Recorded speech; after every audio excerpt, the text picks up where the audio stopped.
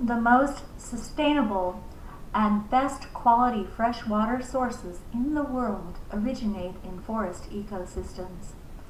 The biological, chemical, and physical characteristics of forest soils are particularly well suited to delivering high-quality water to streams, moderating stream hydrology, and providing diverse aquatic habitat.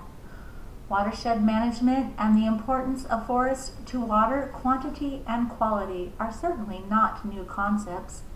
Watershed management is often thought of as a 20th century development, but its roots go back much further in the history of human civilization. Water and soil have been linked throughout all of human civilization, and poor management of soil has led to the collapse of numerous societies. The Chinese began developing an understanding of watershed management, hydrology, and the importance of forest soils as early as 2880 BC, and forest protection laws were enacted as early as 300 BC. Indian texts from the Vedic times, about 1000 BC, indicated an early understanding of the hydrologic cycle in the development of human civilization, and early development of the concepts upon which the modern society of hydrology and watershed management is based. In the Western Hemisphere, early Native American cultures made substantial achievements in watershed management. Between 200 BC and 700 AD, the Huari and Tiahuanaco empires of Peru and Bolivia built extensive irrigation canals and agricultural terracing to create a large artificial agricultural landscape to support their burgeoning population. The Inca civilization that followed these two empires had cities of 200,000 people supplied with water by lengthy aqueducts from forests in the Andes Mountains.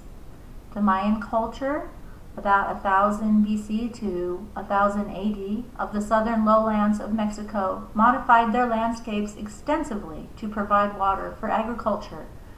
But drought, forest clearing, and soil degradation caught up with this society and contributed to its collapse. The Hohokam culture that occupied areas of the Sonoran Desert in Arizona from 600 to 1200 AD was noteworthy among Northern American native peoples for water management.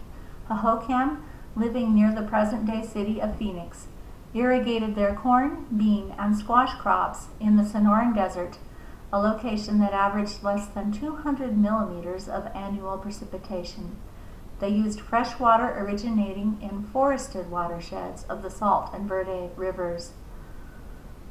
The development of cities in the Middle East and the Mediterranean Sea basin depended not only upon the agricultural revolution, but also upon water management.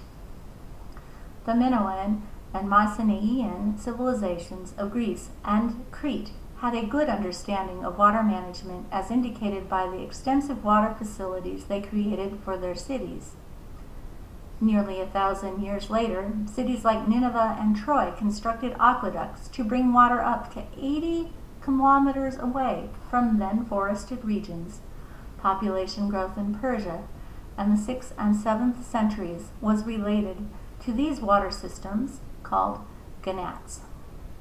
The ganat system has a profound influence on the lives of water users.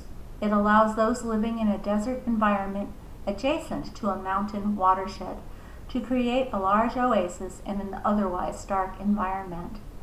Ganats are still found throughout the regions that came under the cultural sphere of the Persians, Romans, and Arabs.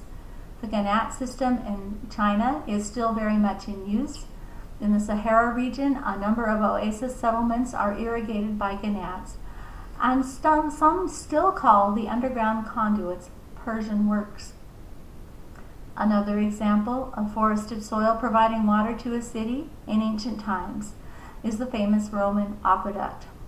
The first aqueduct supplying Rome was built in 312 BC and extended out to streams with predominantly forested areas.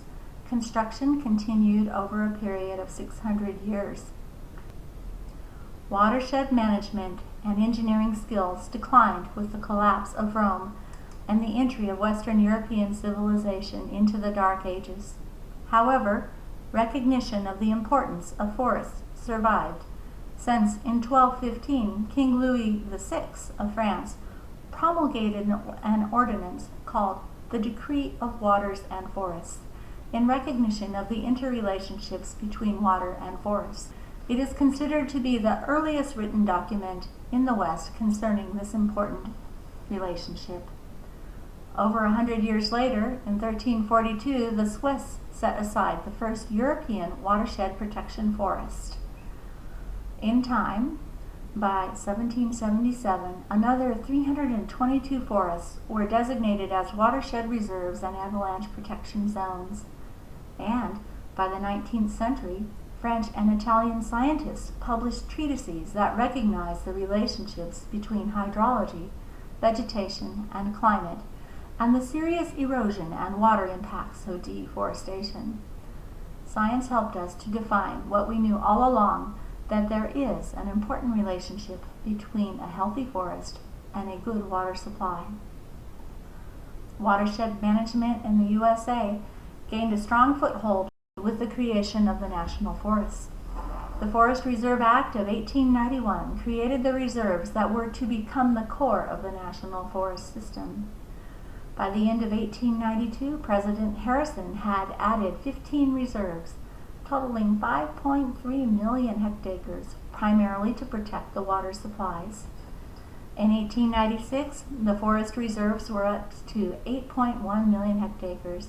President Cleveland set off a land reservation further by adding another 8.5 million hectares in early 1897, with the Pettigrew Amendment to the 1897 Sundry Civil Appropriations Bill, also known as the Organic Act of 1897. This legislation clearly defined the purpose of the forest reserves, stating that the reserves could be established only to improve and protect forests or secure favorable water flows. Finally, for an overview of forest soils supplying clean water to municipalities, let's take a look at what's happening in the world. Here are some results from a study by the World Bank in 2003 on metropolitan water supplies.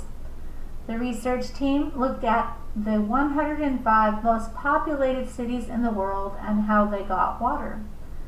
They found that around a third of the world's largest cities obtain a significant proportion of their drinking water directly from protected areas. At least 5 other cities obtain water from sources that originate in distant watersheds that also include protected areas. In addition, at least 8 more obtain water from forests that are managed in a way that gives priority to their functions in providing water. Several other cities are currently suffering problems in water supply because of problems in watersheds or draw water from forests that are being considered for protection because of their values to water supply. Here in the USA, a conservative estimate is that 50 to 75% of the USA's population relies on forest lands to produce adequate supplies of good water. Contemporary author David Montgomery says that forest soils are of paramount importance to successful watershed management and the continuity